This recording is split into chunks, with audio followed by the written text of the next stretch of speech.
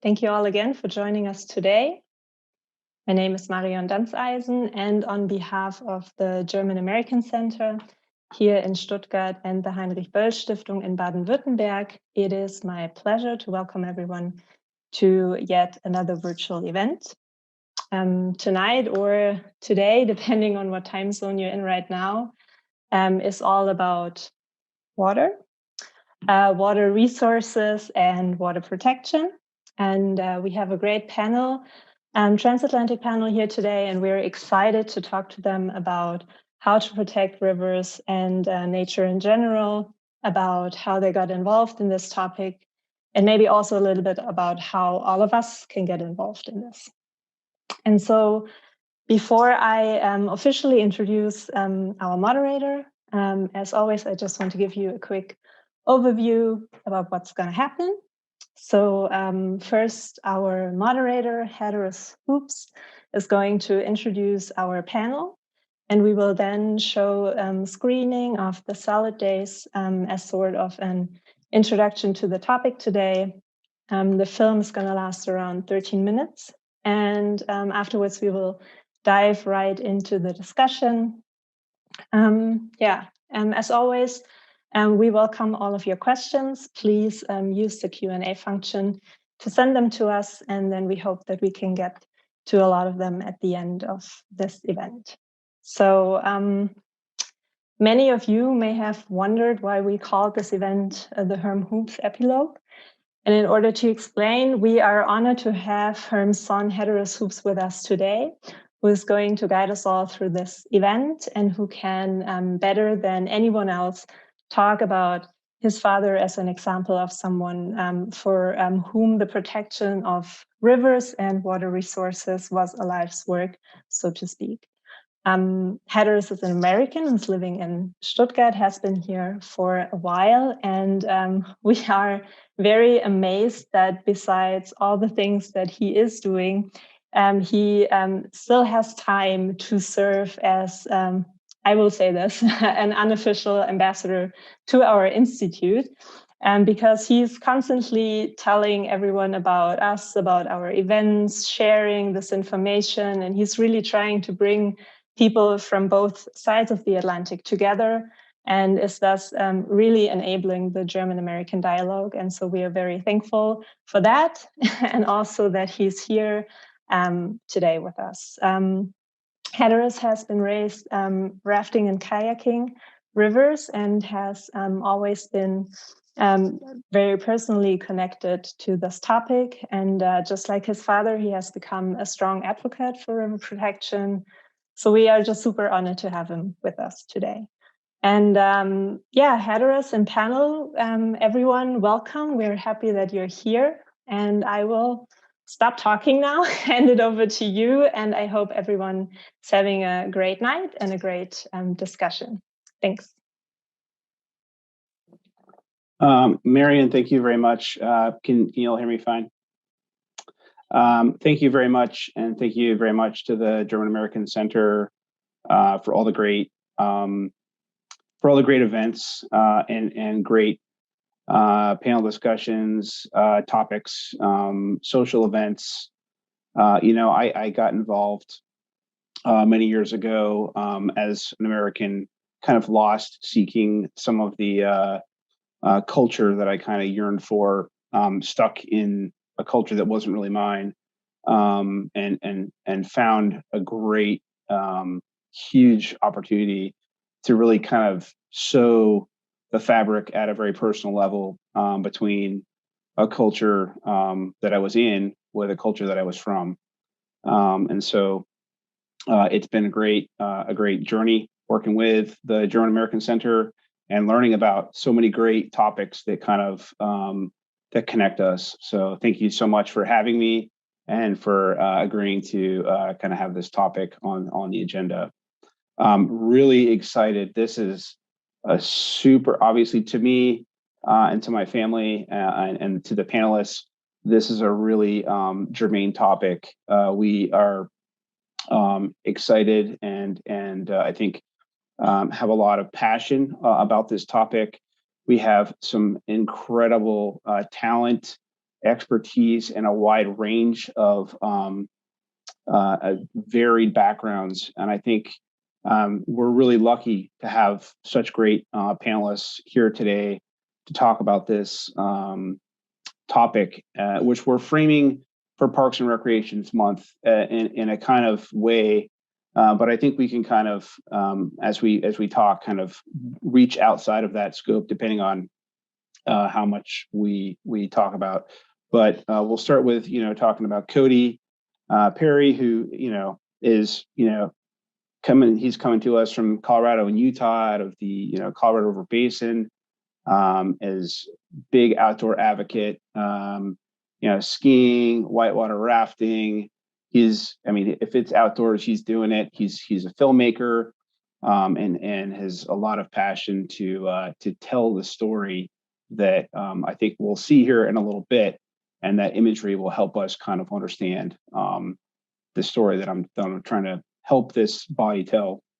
David Cernicek is from he's calling in today from Jackson Hole, Wyoming, and is really interestingly overseeing the Wild Scenic River aspect of the discussion, and he's got a lot of background in river management, land management, and the aspects that are maybe a little bit less juicier in some aspects, but a lot more fundamental in parts of the discussion that are how we're going to try to come back to the basics of what we can share from the American and European experience, that I think will kind of provide a lot of glue between what we can learn from both sides of the Atlantic. And then Theresa Schiller, calling in from Berlin.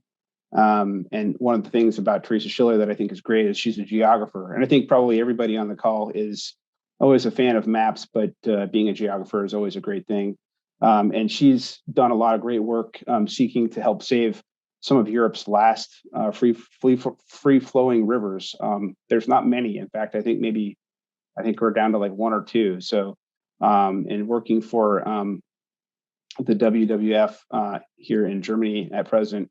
So it is a great body of expertise, wide-ranging, calling really from around the world. I'm calling in today from Ireland. There's plenty of water here right now, but so to kind of get this discussion started, I wanted to offer a quick kind of anecdotal story, and kind of go into the movie. I think the movie gives us the imagery to have the discussion around. My dad was inspired in a lot of ways, and I don't think, and he tells the story through the movie, through Cody's work, but some of the things from my experience that led me to say, hey, I want to pick up the torch that my dad that he worked his life to do, was that it wasn't something that he necessarily set out on when he first started rafting. And he started saying, hey, I like what the rivers and what the backcountry of America can do for me. As I see the way the world is going, and as I see the challenges, not just in the United States, but in Europe, in Africa, and other parts of the world, with very complex water challenges, I think we're going to have to get a lot smarter in things like policy, in things like law. And, my dad talked a lot about that towards the end of his life, and I didn't really pay a whole lot of credence to it. But I think those things are going to become much, much more important in how we, as people who experience them, can take those important elements and take our experiences and weave those policy knowledge and legal elements into action. We will probably get a lot more traction out of protecting things than we will if we have no experience. So, I wanted to, start by saying I was 6 months old, maybe younger, on my first river trip. And, my dad was always very much about safety, but I was probably jumping off the boat at 6 months already. but I have life preserver and all that stuff. But I remember very fondly as a very young pup, on a birthday trip. And my birthday is in April. And so April river trips even in Utah, which is a very hot, dry state, the rivers can be, they can be very cold, and you can have a lot of variable temperatures and conditions, to include snow, and even quite hot, 75 degree, or, what's that, like 30-ish, 32 degree Celsius weather. And so I do very fondly remember, the breakfast cereal with the floating bananas with the candles in them on my birthday, and the upstream cold winds that were not so pleasant. And I remember the stories, and I remember, my first rapids in my own kayak, and the encouragement that I got as a young boy that said, hey, you can do this, and this is where the safety rocks are, and this is where the danger is, and this is how you navigate through this rapid. And then the rapid was Steer Ridge, and the canyon was Desolation Canyon, which is featured in this river, and it's one of the first kind of substantial rapids on the river. And this was a formative place for me as a child, and a formative place for me to understand risk, a formative place for me to understand how to deal with fear, how to deal with the things for me that would later in life allow me to join the military, and deal with a lot of things that for my peers maybe would have caused a lot of anxiety. For me, I had dealt with at a much younger age. I had dealt with cold weather cooking. I had dealt with, and I wasn't in the Scouts. I wasn't in a lot of things. This was just life living with my dad on the river. So I think with that, I would just like to say it was a really incredible story. And this is a very great imagery, great set of imagery. And it does contrast quite distinctly from the experience in Germany. And I think it's important to recognize that the German experience is very different from that of the US. And I don't think we're going to skip past what the difference is in Germany. We have different things to talk about, and how Germany can maybe, and Europe can maybe look at what we have learned about the American experience. So with that, I'd love to say, hey, Max, if we can queue up the movie and get it rolling, that'd be great.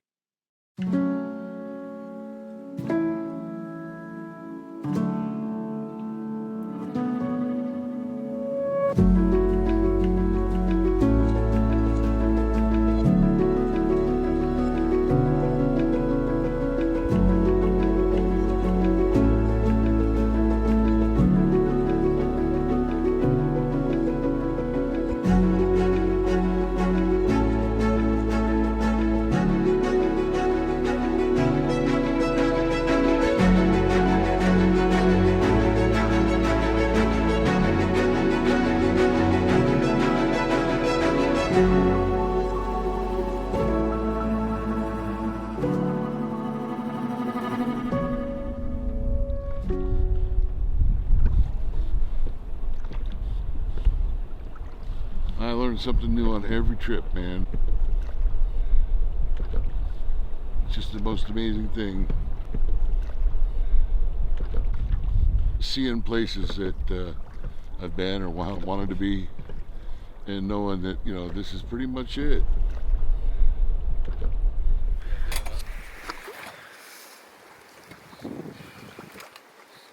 I don't know that I'm dying. I know that I'm involved in the process of dying.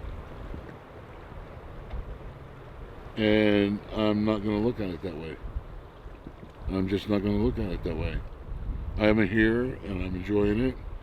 And desolation has enveloped me again. And I know why I fought the battles. I know why I dealt with the lonely nights. And yeah, sometimes I was a son of a bitch, but it was all because this place meant so much to me, and there were very few people that cared about it one way or the other.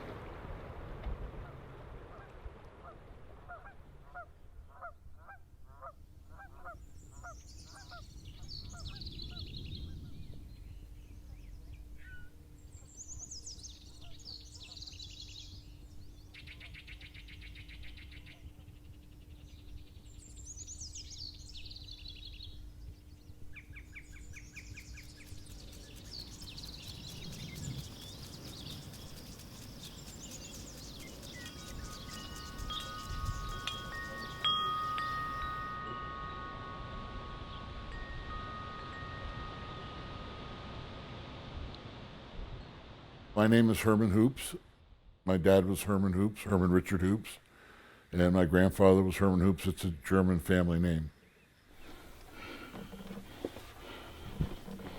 A lot of people call me Herm, a lot of people call me Hoops. So it's a toss-up between the two.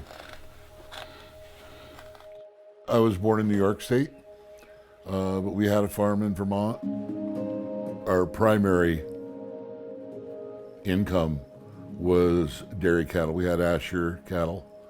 We had about 60 to 80 milking cows, which was a fairly sizable herd. And eventually we had Morgan horses, and pretty much showed everywhere in the Northeast. Our horses have shown all over the world, and a number of All-Americans and Grand Champions of both cows and horses. When I was a kid on the farm, we had a fairly large pond with an old rowboat in it, and I rode that rowboat a lot. I enjoyed just rowing in circles around the pond. Back then, I had no idea where it was going to take me. I had no idea. I was just rowing a rowboat around a pond.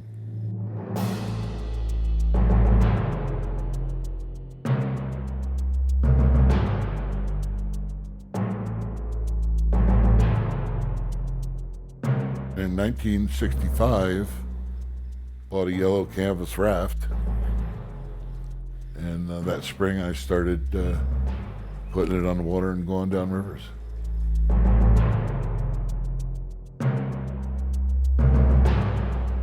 That's kind of when the initial stages of river running began.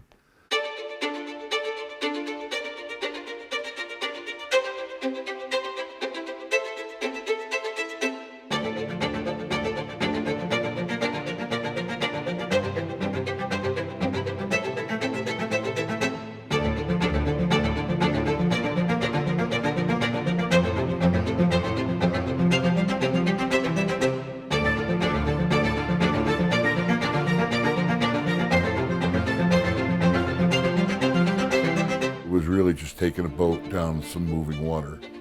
Put my boat here and see what happens. And things began, the wheels began, the cogs began to line up. In my life, I wanted to raft all over the United States, and I realized you could do that, but you really didn't have a good idea of any one place in particular. And I slowly narrowed my places of enjoyment down to the Colorado Plateau.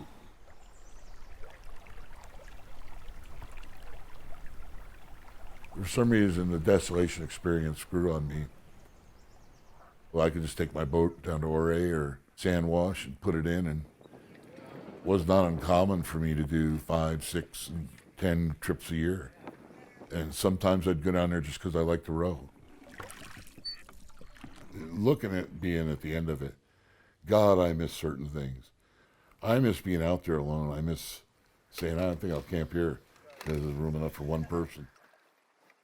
There was something about the freedom of it.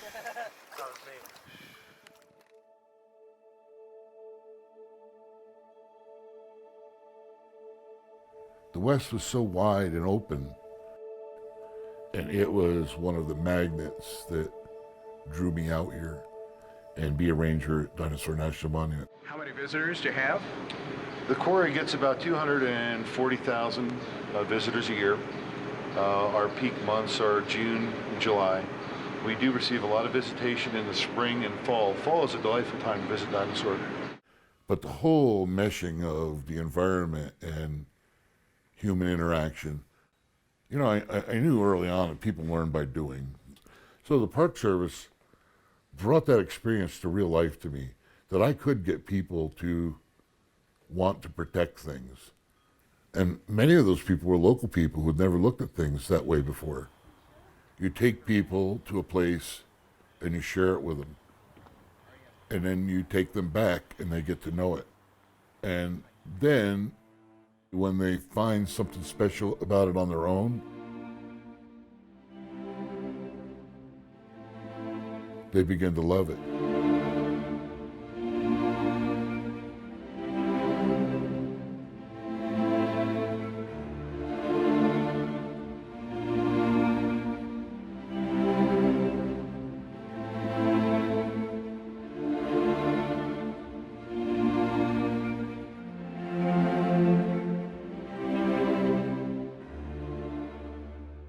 It is just a hat. And I don't wear it off the river. I wear it when I'm on the river. And then it became a thing where people would tell me, I find it hard to take a guy seriously talking to me about some regulation wearing a toucan hat.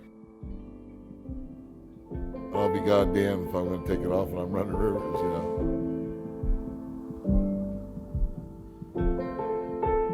know. On these trips, it's nice to have somebody along that you can really, really depend on. I met Val when I was working at Dinosaur National Monument.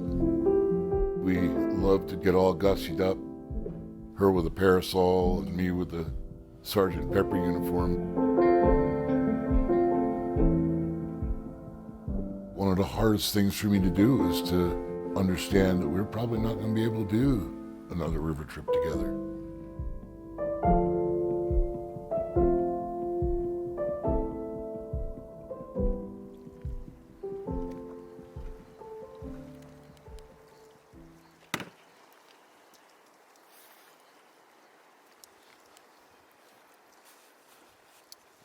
You have to ask the question, is it, if indeed this is my last river trip, which is quite obvious to me, is it worth dragging 5 oxygen tanks down here to be in the cold and rain for 2 days?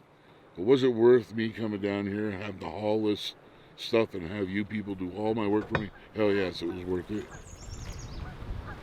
A river trip in a boat is a magic carpet. It's a ballet. And you can feel in your oars what the river's saying. And that's the part that's really hard for me to give up. That feeling of using all my knowledge and skills to dance a boat on the river. If you're a river runner, this is it, man. This is when you want to be out there.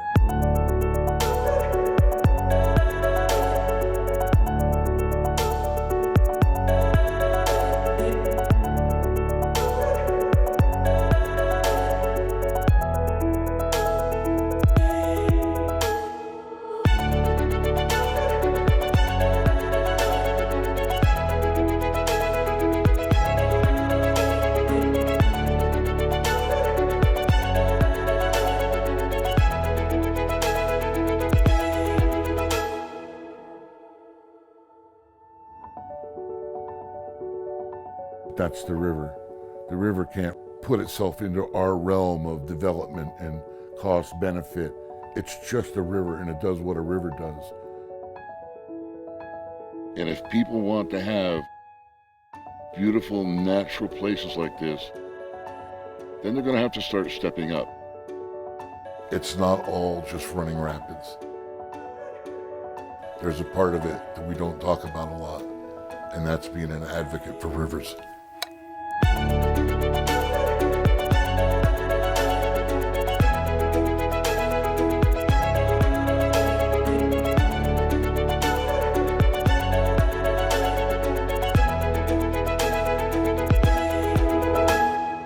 Running rivers is not just taking GoPro pictures or reading a guidebook. You have to understand law and the environment and threats, and you have to react to that.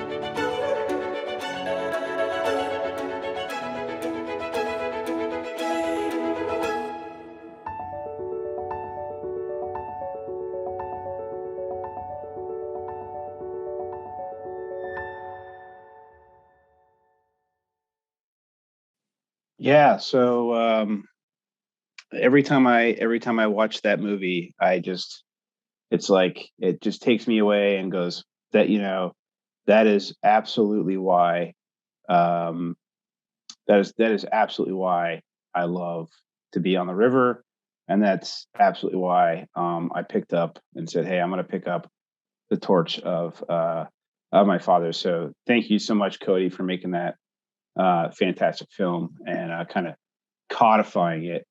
So I'm going to start with you, Cody, because we did just watch that film, and it is super inspiring still to this day, years later. And yes, Herm Hoops is still inspiring, which is such a great end quote there at the very end. But how did you start? What was your kind of, how did you get involved in the river community? I mean, you didn't grow up necessarily doing this stuff the same way I did. Yeah, well, thanks for that, Hat, and thank you all for being here tonight and creating this space for us to discuss this.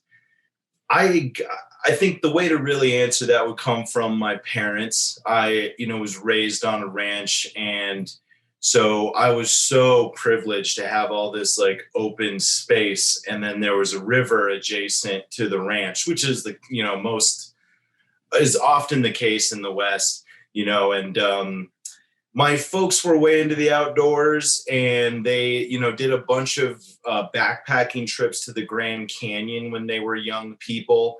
And they told me countless stories about that. So canyons and open space took on these like mythical proportions for me and kind of like propelled me into a lifestyle that is like deeply related to the outdoors and that classic kind of I think character of having all this like wild open space, and there's so much to go adventure on. So that got me into rivers. And when you get into rivers in the Colorado River Basin, you don't really have to look around long to run into a character like your dad. Your dad had this immense like standing within the boating community, who was a provider of information, a teller of stories. And that's ultimately what led me to this intersection of, this land and then this particular charismatic individual that was your dad. And you do tell the story so well. I mean, was this a pursuit that you went through, formal training, or was this something that you just developed a passion for, through your childhood as well? Was that a separate thing? Was that? Yeah, I'm not a trained filmmaker, or and of which there's a huge thing. There's film school. There's all this underlying expertise that a person could benefit from. I just really saw the power of stories, how that impacted and inspired people as a major part of our society. And I've spent a lot of time as an outdoor education instructor. I told constantly stories to my students about natural history, about plants, animals, wildlife, people, culture, and I found like film is a remarkable element to work in telling more stories. And I wanted to tell stories about conservation issues with water, land, and people. And stories oftentimes can bridge over competing interests. People that are competing with each other sometimes have more in common than not. And you can highlight that space in the storyscape. Absolutely.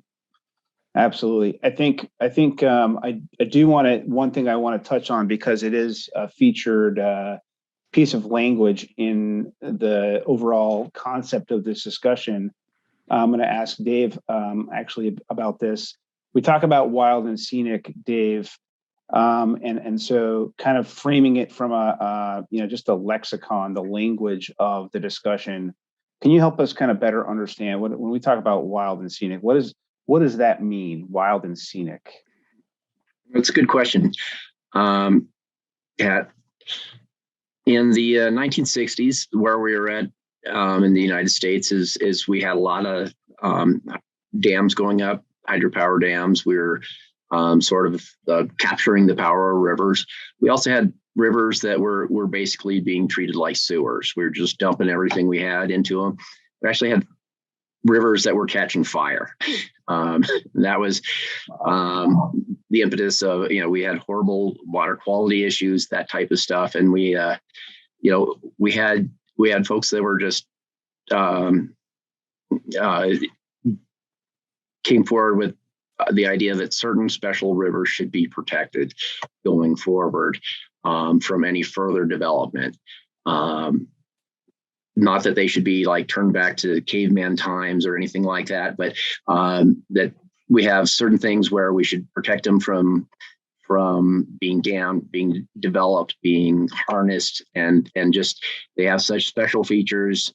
They shouldn't be diverted, dammed, or allowed to be polluted. And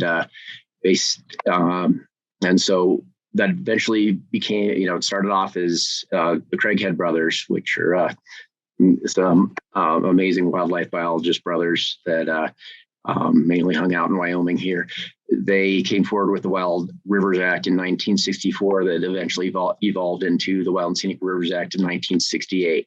And basically, it looks at rivers, what they're doing at the time, and it basically freezes that river in time when it's designated of, what's going on, its special features, whether they're the recreation, the scenery, the history, the cultural values, the fisheries, the wildlife, that type of thing.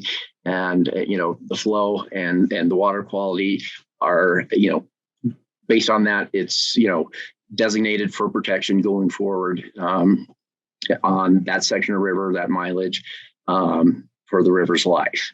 And it's done by Congress. And as a federal agency, we're is one of the ways that we're charged with protecting it when it's within federal boundaries. Okay. River behind me is the Snake River Canyon in south of Jackson Hole, Wyoming. So this is something that not really something like the Wilderness Act. People think we're going to manage people. This is something where it prevents the federal agency from allowing bad things to happen to the river. So it's a really positive, positive thing for the people, in that we're not getting rid of anything. We're not chasing anything off, saying we're going to make this river perfect. We're saying everything that's going on right now is really special. And that's why we're protecting this river from anything bad happening to it in the future.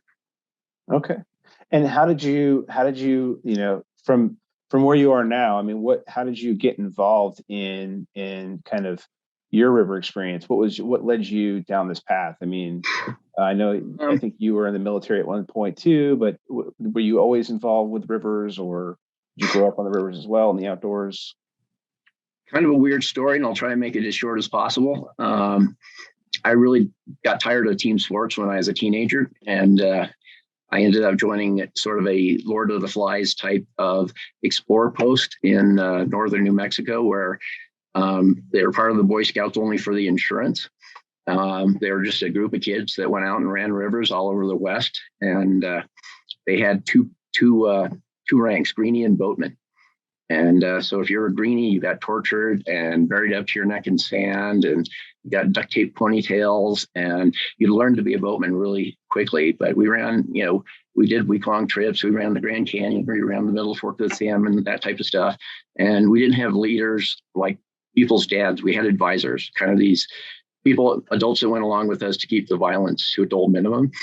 But so you learned a lot of really good stuff. From that, I evolved to a commercial guide for a lot of years. I took people down rivers in Colorado and Idaho for a living, and while I was in college. And I really, I got out of college. I tried to work in the real world, and it didn't work out. I just wanted to be on rivers. And so I ended up going back to graduate school to get a master's degree in natural resources, where I was trying to figure out what I wanted to do with that, and ended up doing a study on rivers, wild and scenic rivers. And through that, I ended up being a river ranger.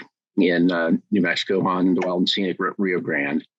And from there, I've just stayed with the federal government and managing Wild Scenic Rivers. And that's been about 25 years now.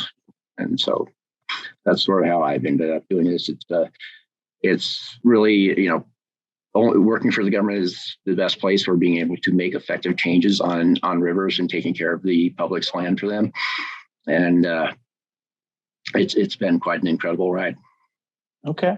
And Theresa, I think you maybe see it from a different perspective. I don't know if it's the same for you. Where did your passion for protecting rivers come from? Yeah, I think as well, I have a quite different background.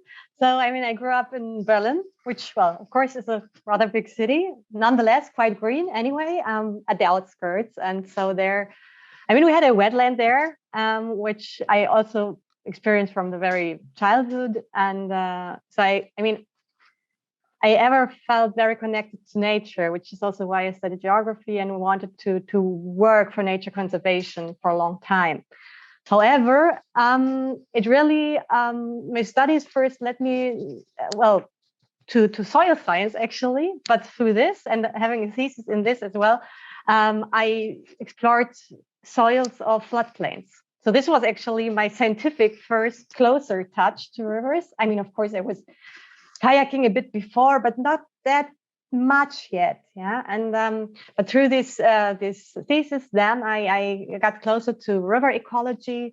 And from there on, actually, when I was really attached to rivers, it was actually through my job when I really started working in nature conservation, and I had the chance to be part of this great campaign for Safe Blue Heart of Europe, which is still ongoing, which is still fighting for preserving Europe's last free-flowing rivers on the Balkans. And so this was when I really experienced those untouched, unspoiled rivers in Europe, where there are some more also outside the Balkans, but especially in Germany, they are hard and rare to find. And this was really when I really got into all this river protection, and where it really struck me to see those colors, to feel these rivers. So this was really when I got attached to it. And from there on, I got more involved into the whole community in nature conservation. I realized how much political work it means. So, which is really not to be underestimated, of course, in the end. However, I also experienced that any one of us can be a nature conservationist and a river protector, and which I really love to hear again also by your dad during the film, to become advocates for the rivers. And I think also this event here today is great to move a step towards this direction, to create this awareness. Yeah, and I think when we look at the movie, and we're talking with Cody and Dave, who are in the big open American West, where the rivers are wide and in some cases deep, and we talk about Germany, where the rivers have been around for a long time and they've been used very differently. It's a much different problem set where and I think, from some of our earlier discussions, just between, the panelists here, I think some of the language we were using, I think we talked about the, stopping the bleeding was a phrase we used. And we were referring to, the dams that were continuing to go up, and then, undoing the damage, and so in Germany, it's a very different situation where a lot of the rivers are canalized. What can be done? Should we be undoing that? Does that make sense even, or is that just damage that's just kind of permanent? What's your take on that? Well,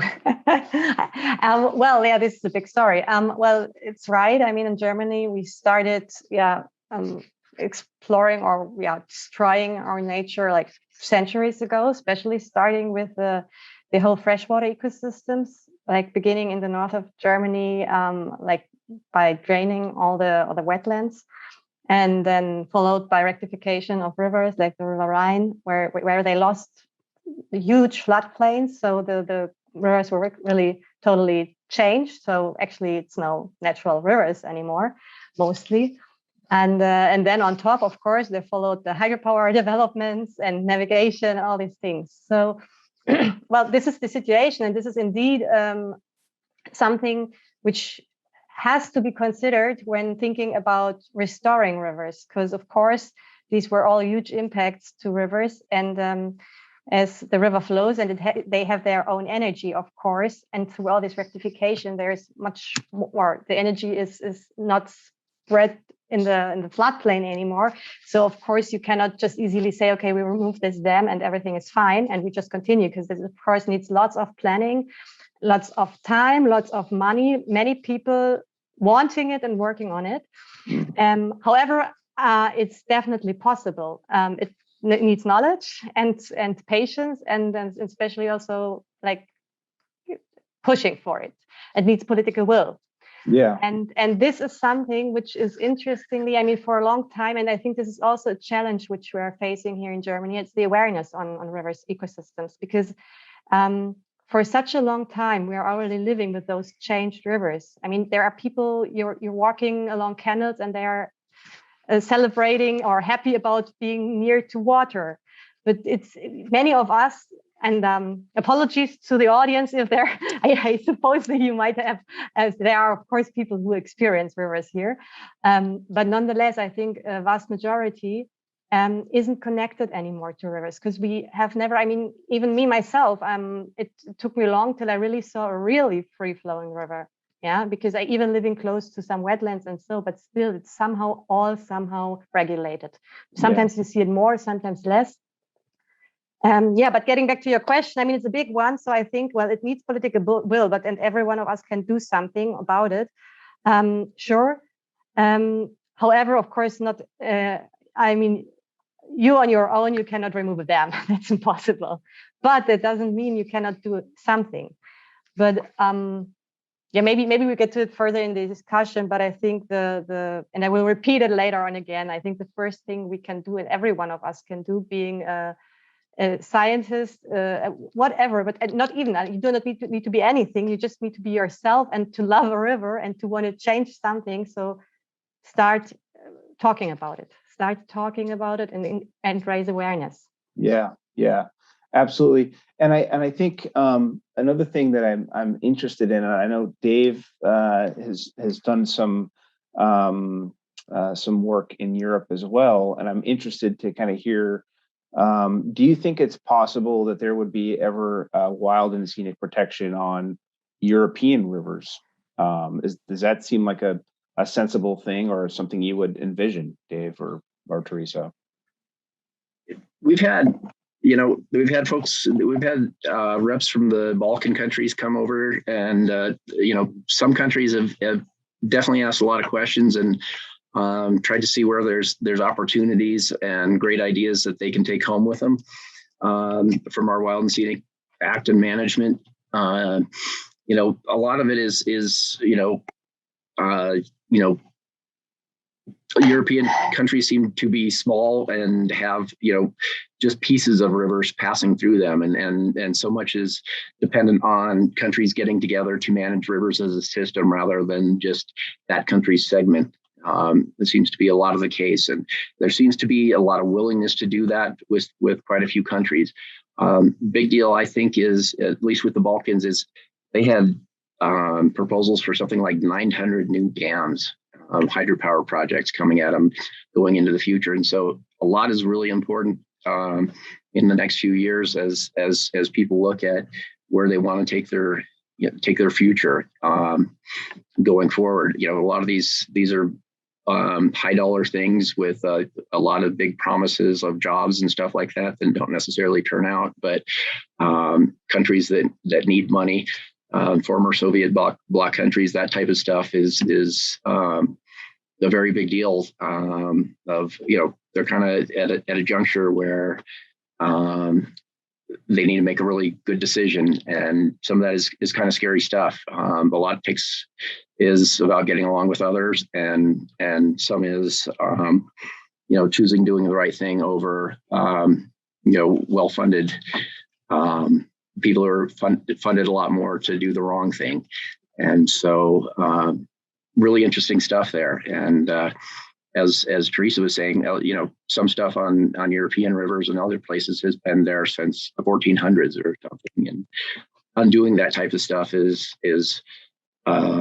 really interesting.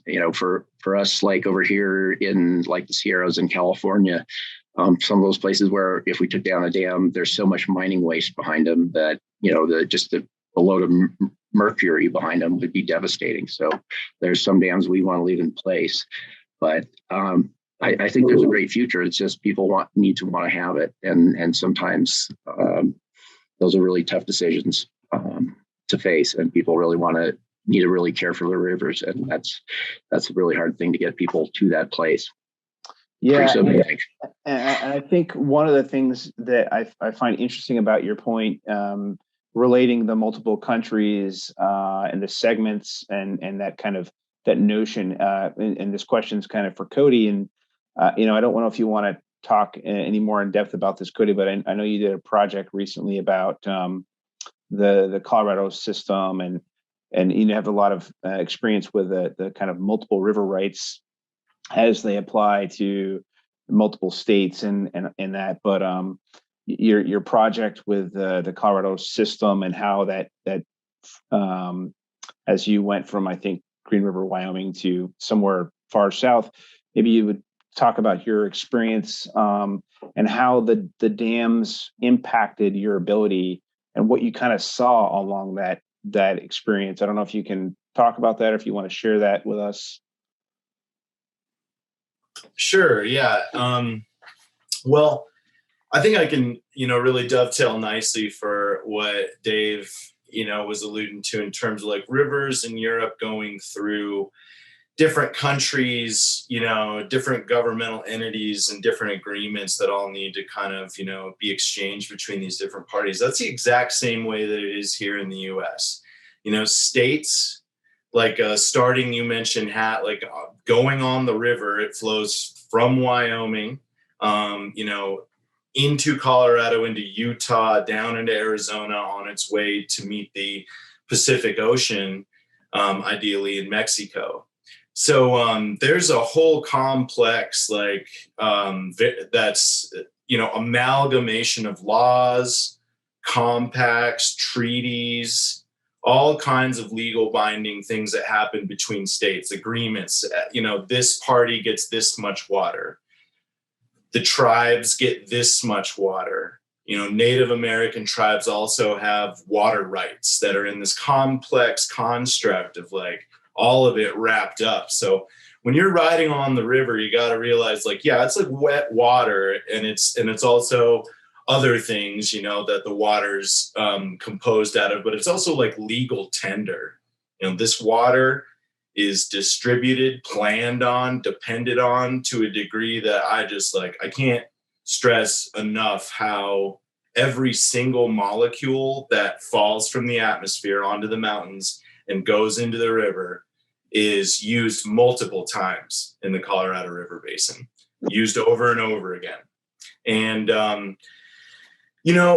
I think I'd worked on this big basin-wide project, and really nothing reveals injustice or disproportionate access to a basic element like water than water. Water in the West, the story of it and who gets it is a long story of how our country evicted Native Americans and colonized land and took those resources for ourselves because we thought we discovered them.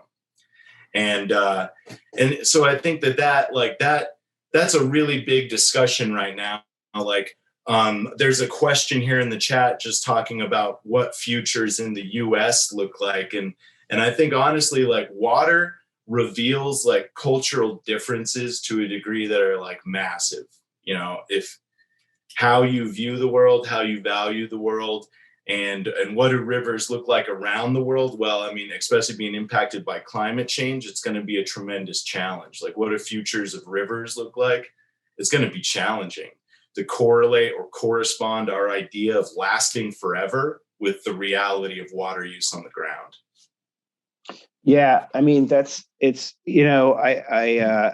it makes me wonder, because the way you lay it out there, just how every molecule that drops from the sky, on one side of the Rocky Mountain, on the Continental Divide, that drains to the Pacific through the Colorado Basin, is spoken for from a policy perspective, from a resource perspective. I don't know, Theresa, you may not know this, so don't feel like you have to answer. But is it that specific in Europe? Is it that much of a challenge right now here in Europe? You mean the decision on the water use? Yeah. Yeah. Well, first of all, maybe. Having now the climate change phenomenon, let's say, ahead, of course, water resources become in some regions in Europe more scarce, right? And in others, there will be more. But in Germany, we are experiencing the last years very clearly. The last summers were very dry, and we had really shortage in water in some areas. So, and there it was interesting to follow the news, because then suddenly people or even mayors had to decide, well, people, please be careful by using water. Don't fill your swimming pools anymore. Don't use it for things that it's not needed for. Even they were sometimes even asked to not wässern, like irrigate their gardens, or I don't know how you can say, like water their gardens. Water the gardens. Yeah, thank you. Surely it becomes, what I want to say is, in Germany and in whole Europe, it becomes more and more an important topic, because so far, at least the middle and northern parts of Europe weren't water scarce regions. But now with climate change, there's an increasing competition for the water resources as well. Right? Because also when you have these increased temperatures, even for agriculture, you will need more water. So they start talking now, discussion on using groundwater for irrigation in Germany, which today is already been practiced, but only in a few places and very limited. But we see in Southern Europe, in Spain, for example, we see where it leads, where already huge. Just a few weeks ago, there was a decision by the European Court on water use in Spain. Near to a national park, a wetland, which is really under threat because of the multiple users in the vicinity, because they are all, and many of them even illegally extracting groundwater, and which is not there for nature anymore. So it definitely is an issue. However, maybe one thing also adding to this comparison to US. So in Europe, we have all those different and much smaller countries, and which are connected, or where the rivers flow through many countries, but it's the same river. And so the question, who's using what part of this water, and in what way.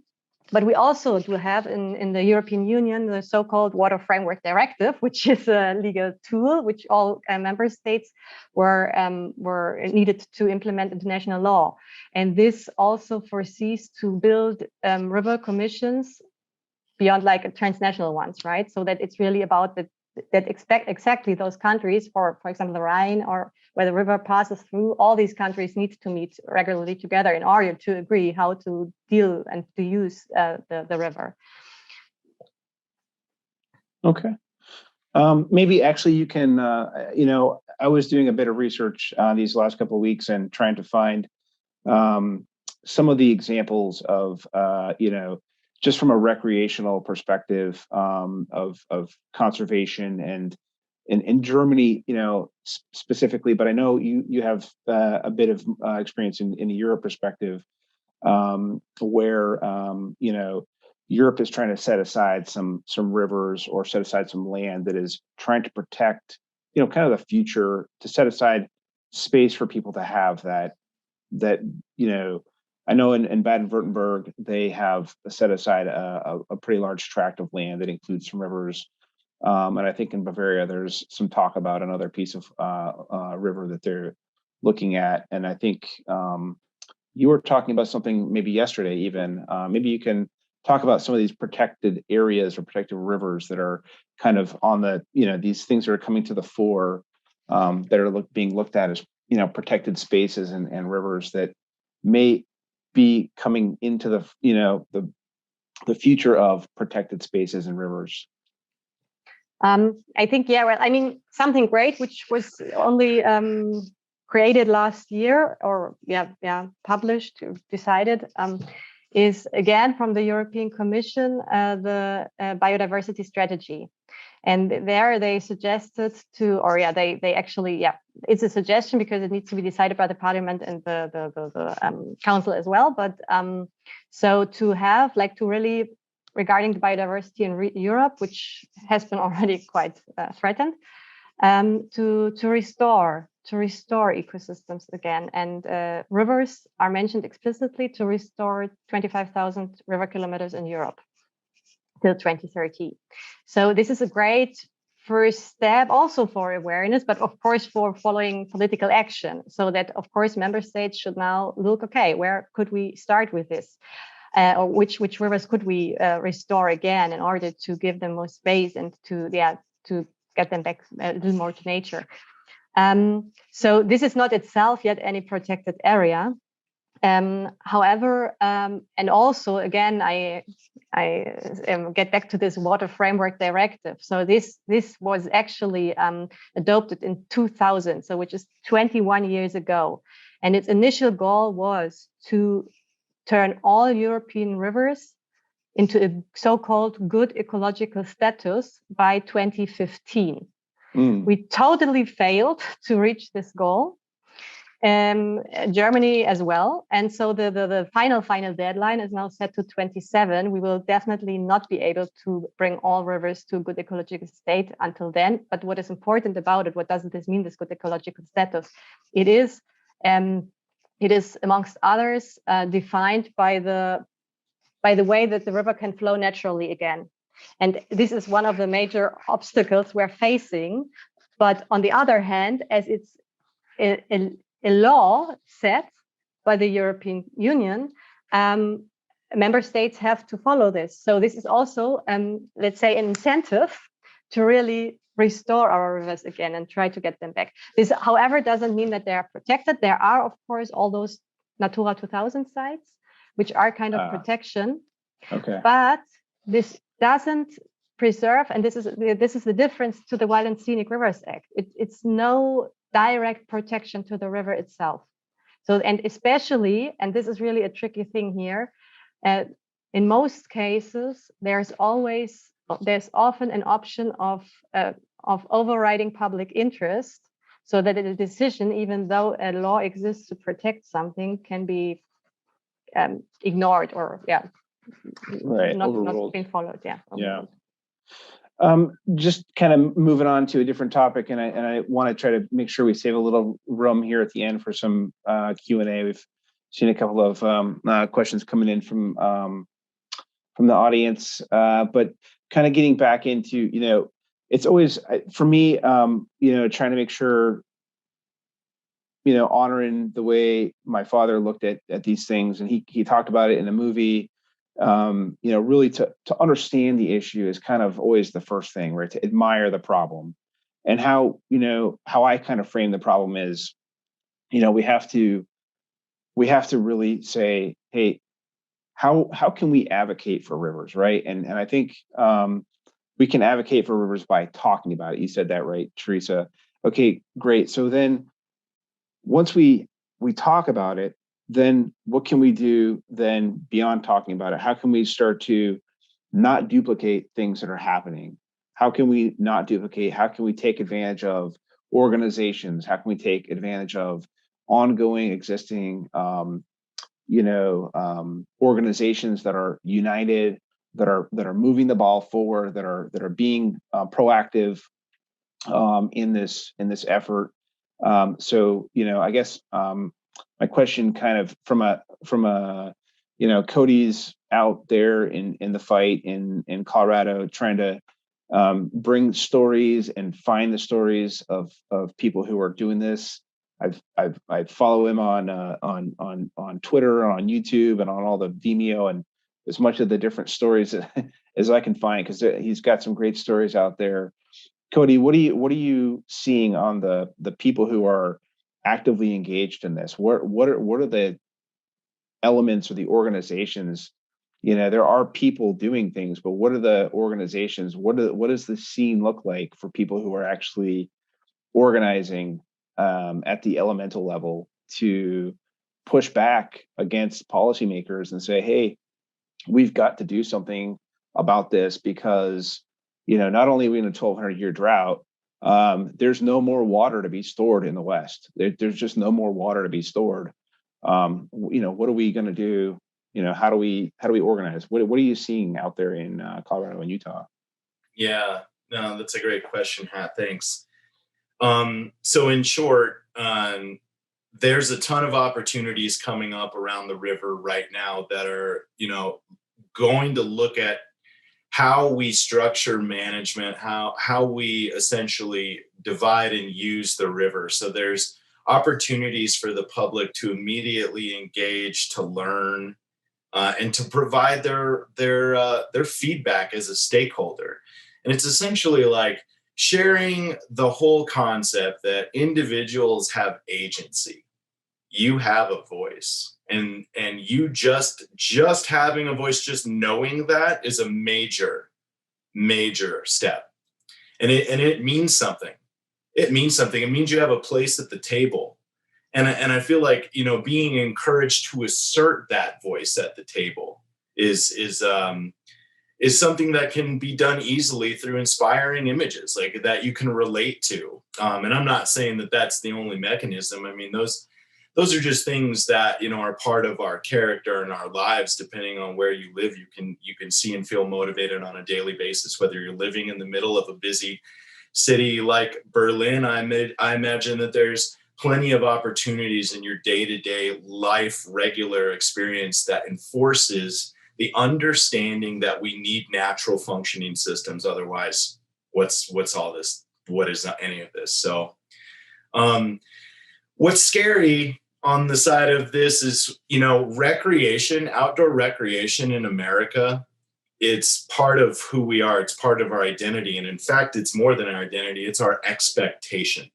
We expect to be able to go out and find places, have some private moment with this wide open, have it all to ourselves. It's an entitlement. It's part of our identity to expect that. And the amount of people that are exercising that is truly frightening. The amount of like boats and gear and other, we're a capitalist society like pretty much everybody is. And the amount of consumers, that are getting out under our open spaces is unprecedented. And each one of those people have potential to be tapped, to be like, oh my God, this means so much to me. I want to do something to protect it.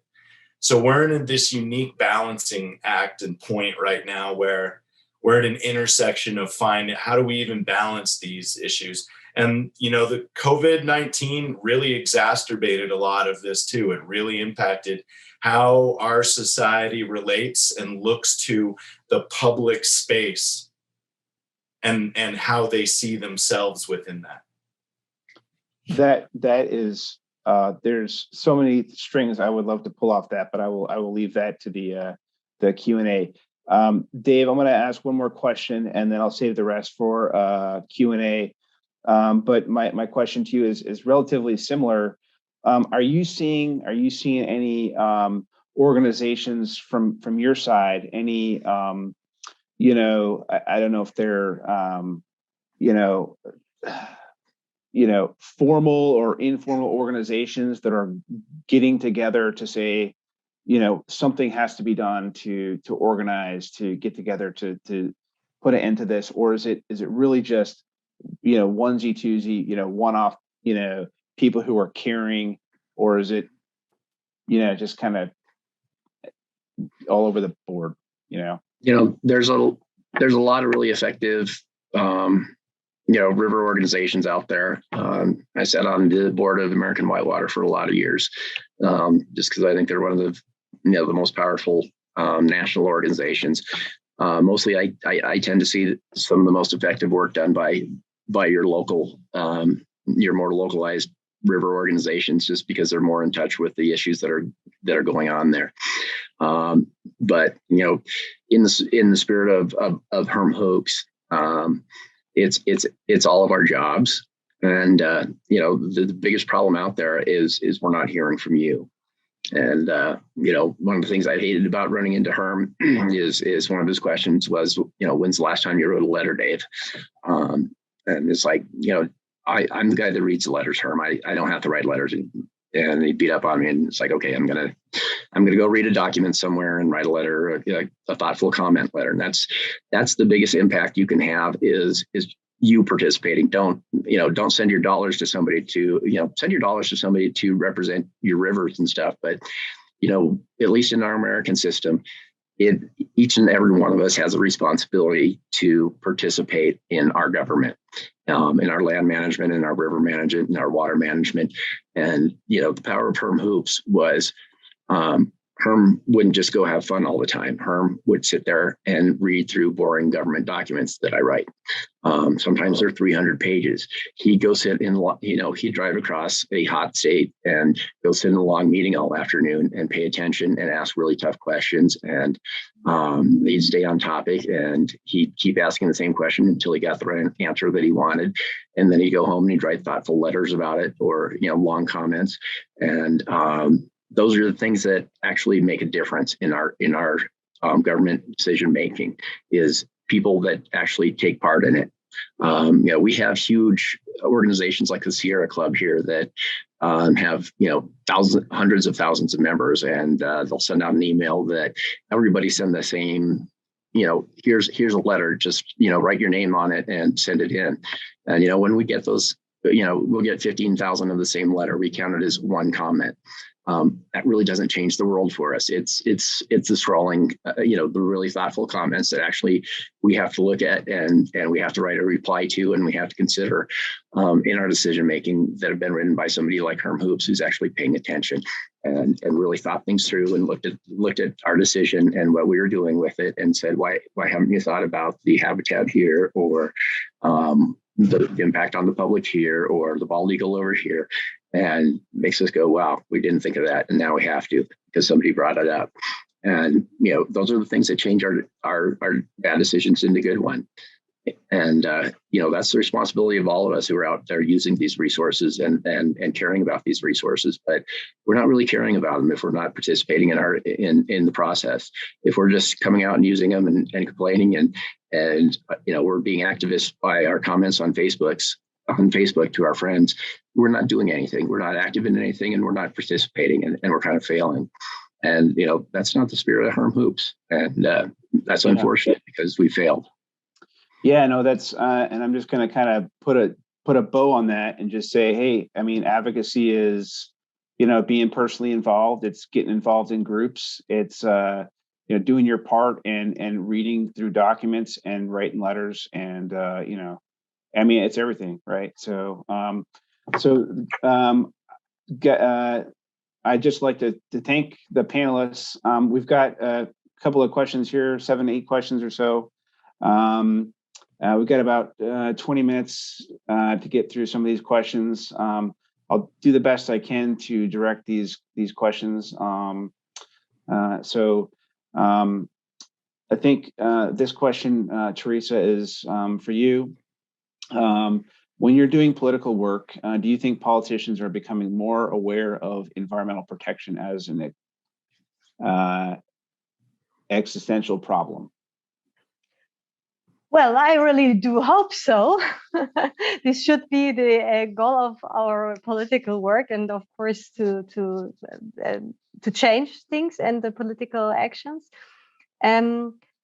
But this is something which I would also like to add to what Dave just said. So indeed, it is crucial, of course, to follow those political processes. For example, in Germany, it was just now the new law for renewable energies passed, and which was really bad for rivers, I have to say, because they even increased the subsidies for hydropower. So things like this must not happen, and to avoid it, you have to be exactly following those processes and to interfere where you have the chance to do so. However, I still think it's crucial to really increase the awareness and that everybody talks about it. And even if it's sometimes just a movement or just it's starting with some exchange on Facebook. True, this doesn't have a direct impact on current politics. That definitely true. But on the other hand, especially in Germany, we had last year this movement, was it last year, 2 years ago, for the protection of insects. This year, the first law on this special species protection was adopted now by the government, or is currently being adopted, which really focuses on this insect and then protects them. And this law is a result of a movement which started from some people in Bavaria and spread all over the country, reached Berlin and the government. So I think, of course, it doesn't necessarily. It's not necessarily successful if people just exchange chats on Facebook or so, but it can really be a point to start from and to increase the awareness so that more people become active and not only there anymore, but really go to the streets. Another really great example, I think, is the climate movement. I mean, now, like this really showed how if everybody speaks out loud, how it can change mentality, and finally it reaches politicians due to this pressure which the politicians experience from the people. Yeah, thanks. Thank you. That's great. That's great.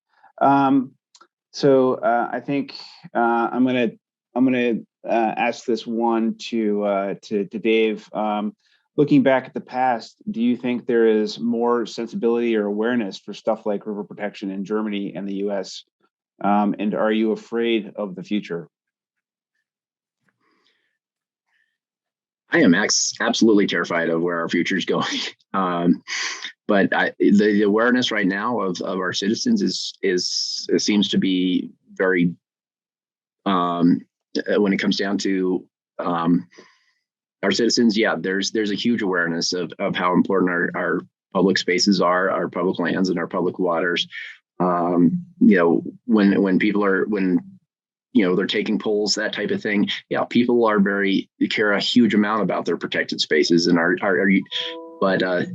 what seems to be going on is as our use numbers are going up and people are caring more and coming towards us, the resources and budgets that are allocated to us seem to be plummeting more and more each year, which is very, very difficult to continue to protect and manage these things. And so, I mean, that's very difficult to, it's hard to take care of something if you can't afford to have any employees or any tools or anything to do such a thing.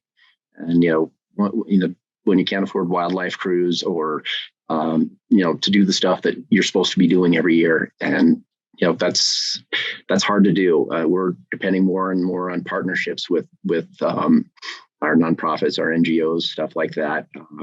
The public is helping us more than they ever have before. And that seems to be more of a trend to do things that we can't do for ourselves. And so,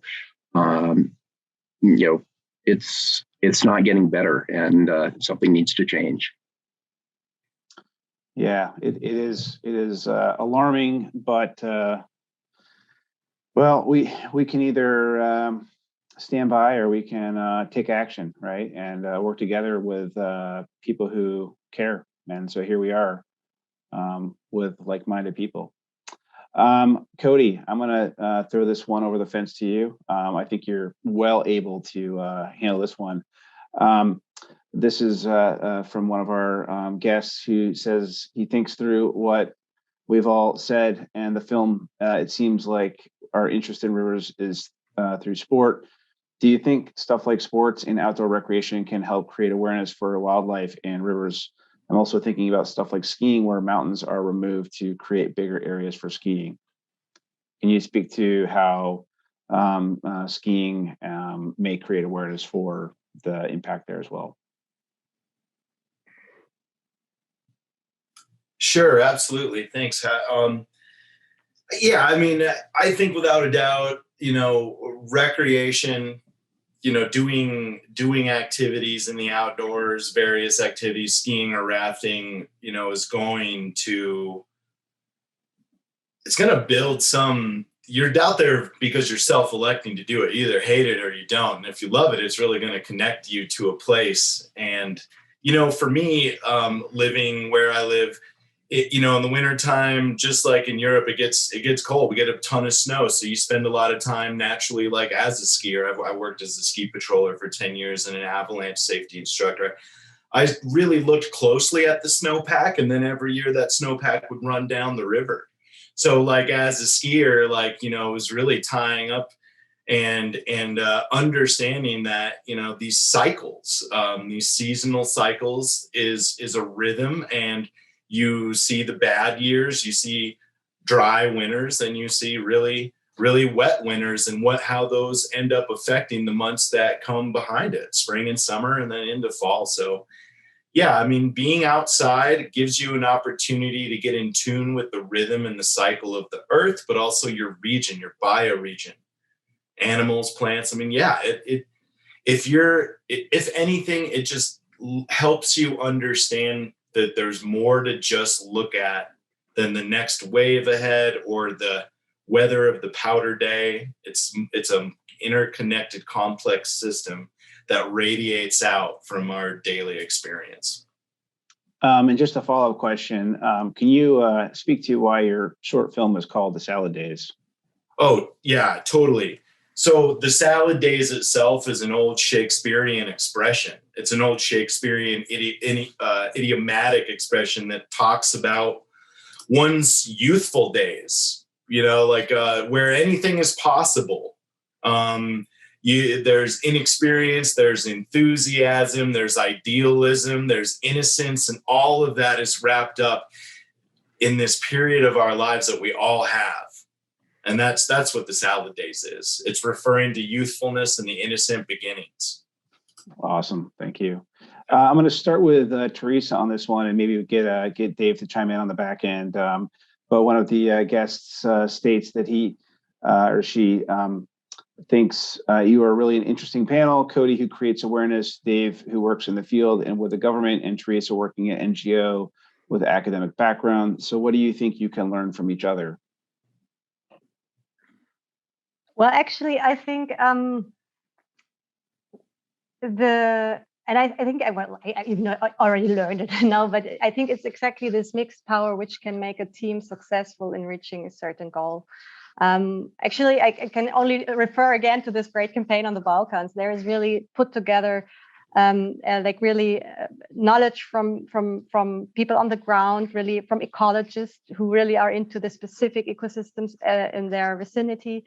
Then from legal experts who bring in their expertise, from research who supports the arguments for protecting those ecosystems, and then also, of course, knowing about the political ways you have to go or follow in order that you can directly take action or have an impact on the political level, and using the connection to the Commission, for example, as well in Europe, or to the national government. So all this combination together, all this knowledge together, creates the perfect mix potentially if people really start collaborating. Yeah.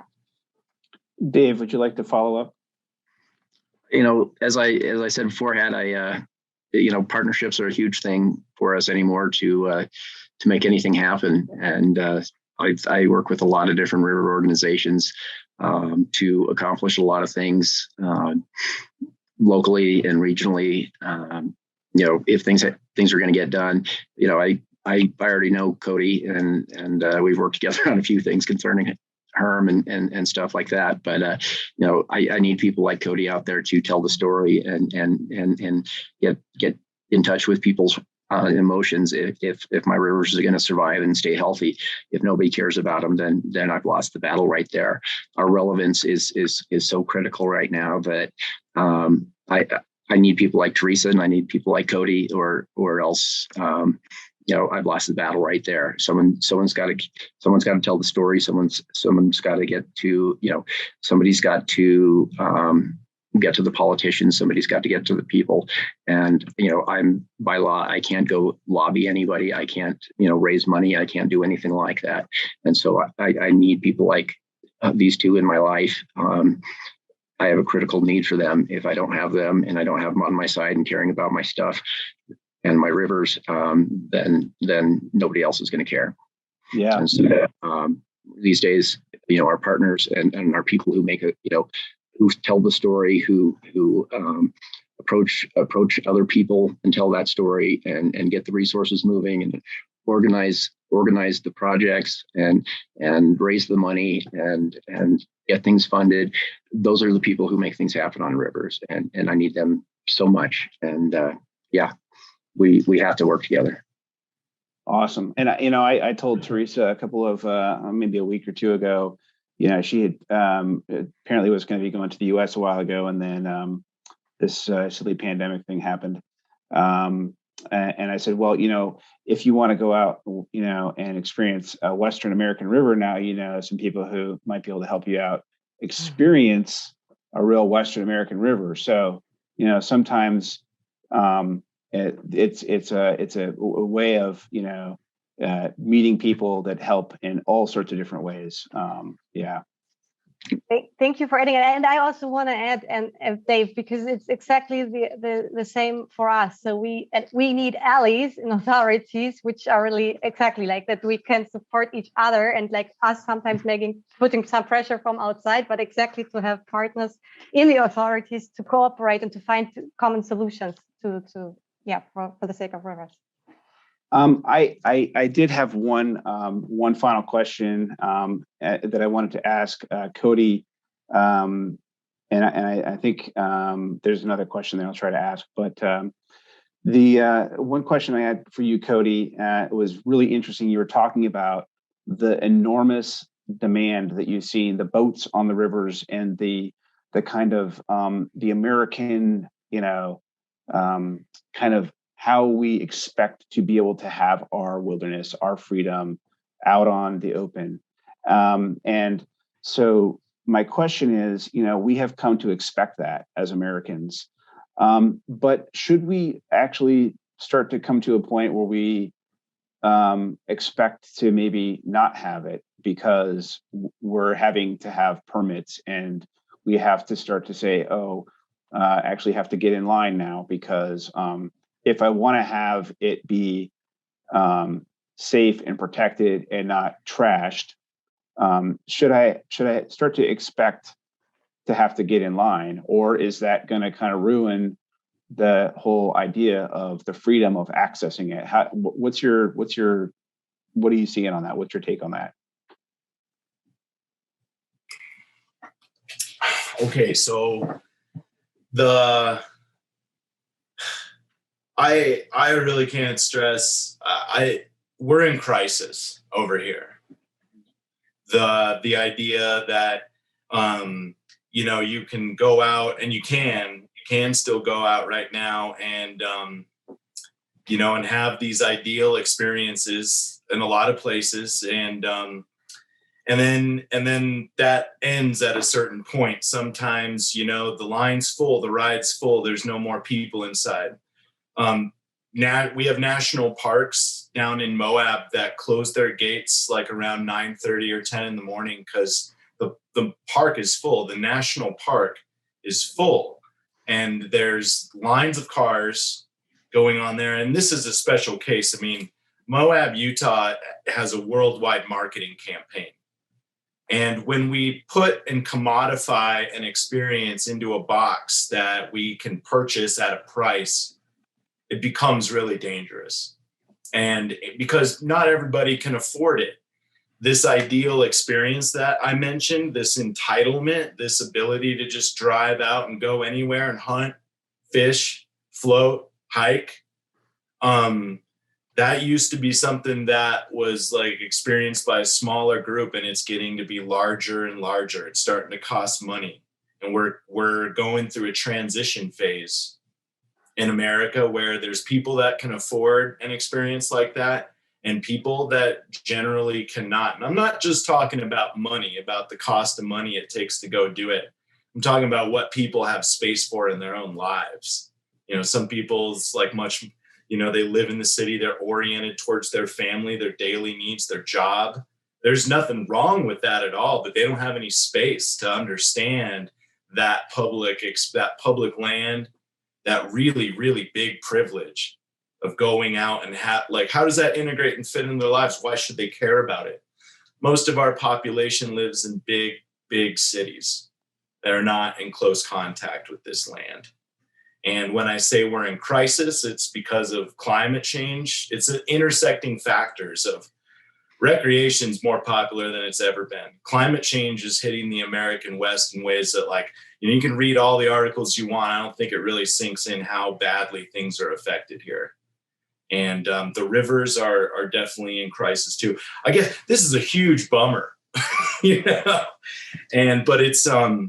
it's reality. And within just putting on an Instagram post, this is my life, and sharing with the world like what it is you're doing, I think a lot of that gets washed out, and we need to act now. Yeah. So I'm gonna do. I think we're gonna go just a little bit long here. One of the questions from one of the audience members was about the message, and I'm gonna answer that as the moderator, and then I'm gonna hand it over to the panelists to kind of talk about what we can do at home, what we can do individually, how we can get involved. But I want to answer the question about the message. The question was, and let me just make sure I frame it right. The question here was about what was the message? What message would you like us to take away from this panel? And I want to kind of put this in a bit of a framework that I think will resonate with both the American and the German audience. I look at it as a bit of a Ukrainian nesting doll kind of concept, right? And the basic premise for how I see the message is this: we need to advocate for rivers, period. Okay, and that is the very, very basic premise for the message. The message is we need to advocate for it, and we're going to talk about how we can do that in just a minute. The bigger nesting doll is that there's ways we can work together between the American and German communities together, right? And I'm trying to find those communities in social media, in Facebook, and through my community in Stuttgart to find out who's doing cleanup work on the Neckar, who's doing stuff around the Feuersee, I'm trying to find that out because it's not easy, in the pandemic times. But my point is, the second bigger part of the nesting doll is there's two communities here that can be connected to do this work together, which is we can advocate for rivers together. Okay. And the third bigger thing is, Thank you. We all have one world to share. And if we don't do it together, the one world we have will be ruined. So we have to advocate for rivers. We can do it together as a German and an American community, as part of the world. And that's the message. That's the message I think that we should all take from this. And so I'll turn it back over to the panelists. I'll turn it, to Theresa. Maybe you have some specific ideas for things that we can do, maybe in Europe and Germany specifically, that we can do to specifically take action to advocate for rivers. Thank you, Ed. Well, actually, many of it has been said before. However, I would just like really to re-emphasize what I think what is really important also here, as I read a comment as well, like what can you do, how to further engage, and how to also engage youth. So I think first, most important is to experience rivers, especially in Germany, where we are lacking those, or where it's more difficult to really experience a real river. But go out, look at the river nearby your house, check it if you haven't done, if you don't know it, experiences and learn about it. And also go visit the Balkans. It's really there you can really find those rivers that I'm so inspired of. And second, connect to people, exactly what we're talking here. Connect, and in Germany, again, this would mean, there are organizations already working for river protection. So even if you, and this is very important to me that you take this message, if you do not feel expert or knowledgeable on rivers, It doesn't matter at all. If the most important is that you love this river or that you want to protect it, and everything else comes along the way. So reach out to conservation organizations like NABU, BUND, WWF. They all have offices across the country, some more, some less, but they're somehow more or less all involved in some river protection. And they are experts in this. And there are also associations like kayaking clubs or anglers who are very much caring for rivers because they are using them for recreation, for fun, right? So these are also strong allies amongst us, which we should take more advantage of. The third thing, and this is something very passive, but it can also be a big support. It is donations. So by donating, if you see some projects are actively asking for funds, and actually at this point, I would really like to also share one information with you. This week, there is an ongoing crowdfunding campaign in Europe for dam removal in Europe. So to really free rivers from dams, from smaller barriers that are stopping or interrupting the connectivity. And this crowdfunding campaign is really trying to collect money because it costs money to remove a dam. And this is a campaign which is currently running until the end of the week only, and I will share a link. So this is something which anybody could do. And again, most of all, spread the word. Start experiencing, spread the word, and above all, enjoy your rivers. Thank you.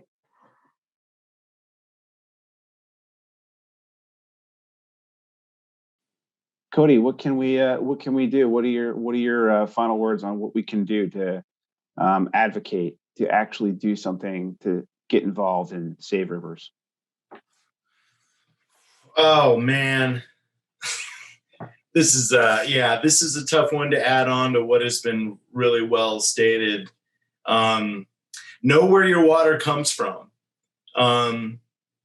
If you're living in Stuttgart, if you're living in Berlin, where's like the water come out of your tap? Where does that come from? Having just a general understanding of the resource and like how that all works is really important. And, getting to know your favorite river, whether that's the one you have access to that's close by, or one that, is important to the region, or for me, like I'm exceptionally lucky to have close connections with a bunch of rivers, and I can really just attest that it's a very meaningful experience to have. Like, get to know one river at least, get to know it, where it comes from, where it goes, who is dependent upon it, what is dependent upon it, the wildlife. That's really important.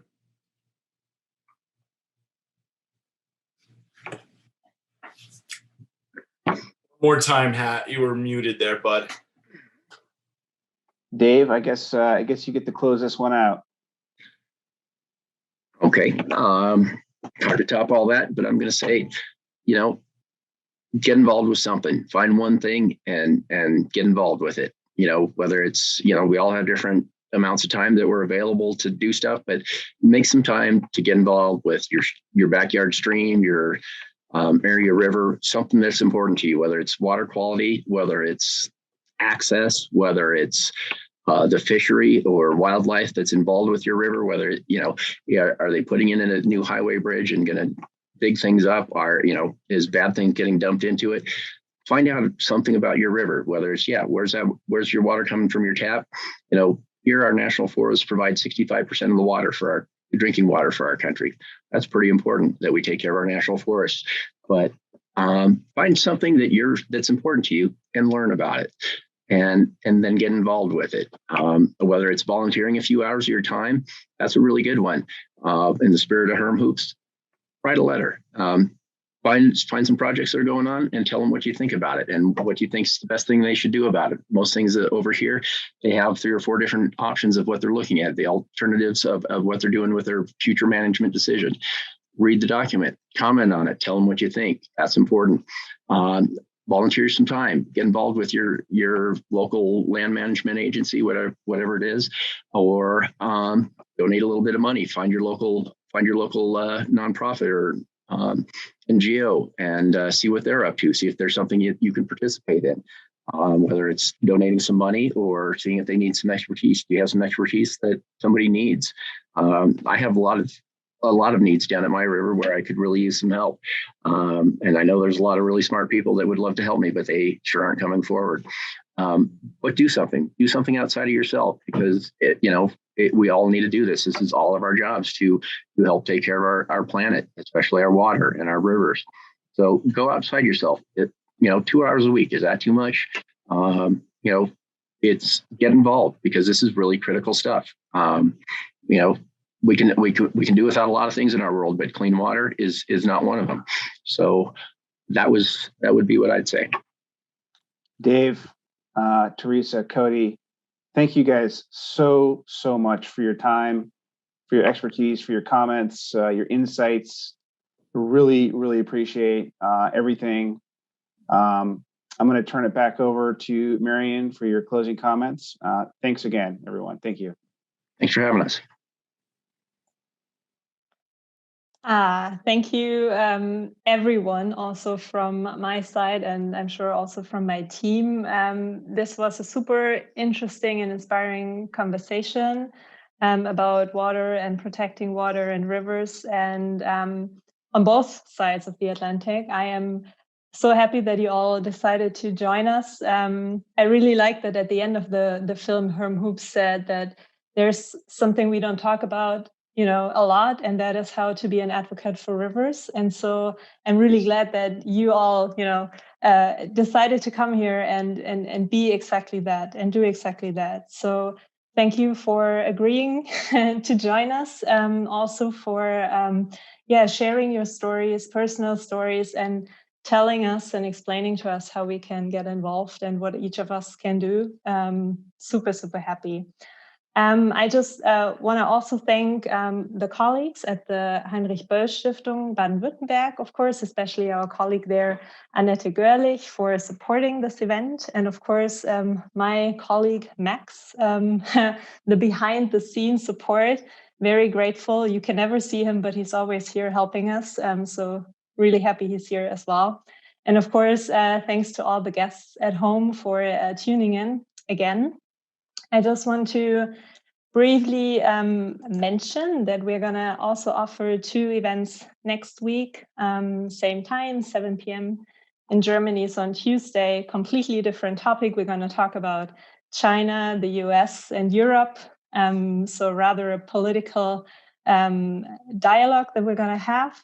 And then another change of subject on Thursday at 7 p.m. We're going to talk about Americans living in Germany and in Stuttgart especially. So Hatteras, that would have been the perfect panel for you, but sadly you can't join us. I'm happy that everyone was able to join today. I'm very grateful, and I hope everyone has a good rest of the evening.